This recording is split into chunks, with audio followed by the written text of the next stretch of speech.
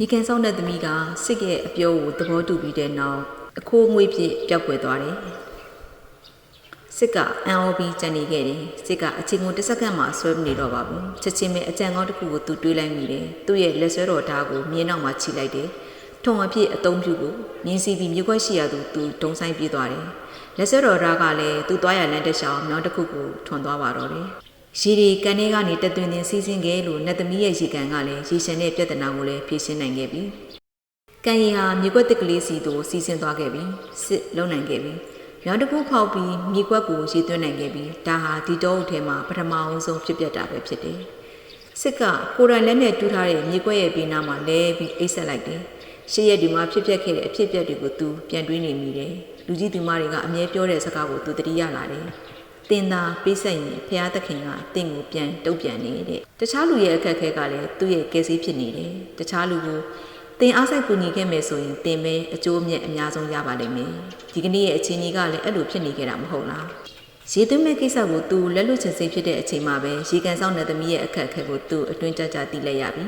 နှစ်ဦးနှစ်ဖက်လိုအပ်ချက်တွေကိုဖြည့်ရှင်းနိုင်တဲ့နည်းလမ်းကိုလည်းသူသိခဲ့ပြီဒါဟာတစ်ချက်ကုန်နှစ်ချက်ပြတ်ပဲထူးဆန်းတာကစစ်ကအဲ့ဒီမြေကွက်ပေါ်မှာကန်ကောင်းချင်းတစ်ပင်ပေါက်နိုင်မပေါက်နိုင်ဆိုတဲ့ကိစ္စကိုတိတ်အလေးမထားတော့တာကိုကိုယ်တိုင်သတိပြုလိုက်မိပြီကန်ကောင်းချင်းတစ်ပင်မပေါက်နိုင်တဲ့မြေတစ်ခွက်အတွက်သူ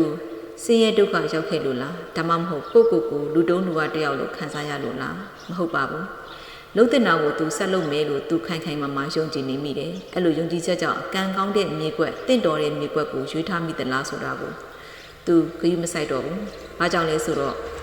သူလည်းပြောမပြတတ်ဘူးမြေလှန်တယ်မျောစာလဲတယ်အဲ့ဒီနောက်ရှိသွင်းတယ်ဒါကမပြောလဲလွတ်ကိုလွတ်ရမယ်အလုပ်လှုပ်တင်လှုပ်ထိုက်တဲ့အလုပ်လို့ဖြစ်တယ်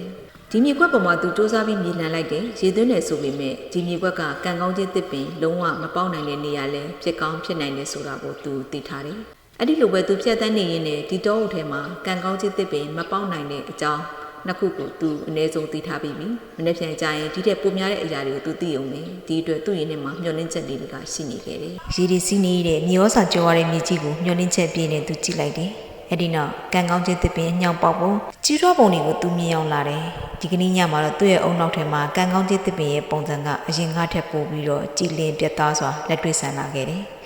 တွေးလီကြည်နူးတွေပဲသူခံစားနေရတယ်ပတ်ဝန်းကျင်တစ်ခုလုံးကညအမှောင်ကိုအဖော်ပြထားတယ်တမက်ရဲ့ရောက်ဖို့တုံညာတာ